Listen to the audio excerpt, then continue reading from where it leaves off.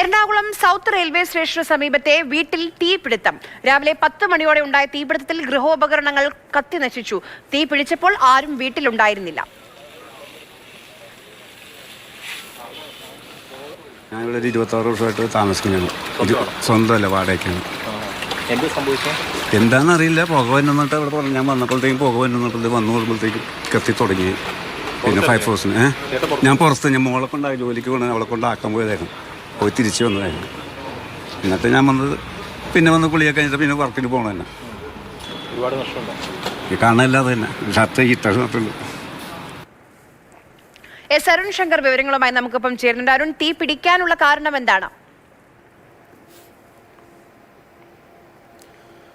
Short സർക്യൂട്ടാണ് തീ പിടിക്കാനുള്ള കാരണം എന്നുള്ളതാണ് ഈ അഗ്നിശമന സേന വിഭാഗം അറിയിക്കുന്നത്. പക്ഷേ അത് സംബന്ധിച്ചുള്ള കൂടുതൽ പരിശോധനകൾ നടക്കേണ്ടതുണ്ട്. പക്ഷേ ഭാഗ്യം എന്ന് തന്നെ പറയണം. കാരണം ഈ തീപിടിച്ച സമയത്ത് ആരും വീട്ടിലുണ്ടായിരുന്നില്ല. അതുകൊണ്ടാണ് ആളപായമൊന്നും ഉണ്ടാകാതിരുന്നത്. ഈ രാജു എന്ന് പറയുന്ന വ്യക്തിയും ഭാര്യയും മകളും കഴിഞ്ഞ 26 വർഷമായി വാടകയ്ക്ക് താമസിക്കുന്ന വീടാണിത്.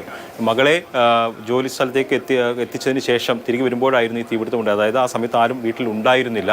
അതോടൊപ്പം തന്നെ ഈ ഗ്യാസ് സിലിണ്ടർ അതിൻ്റെ നോബ് തുറന്നിരിക്കുകയായിരുന്നു. അതുകൊണ്ട് തന്നെ ഗ്യാസ് കുറ്റിയും കത്തി.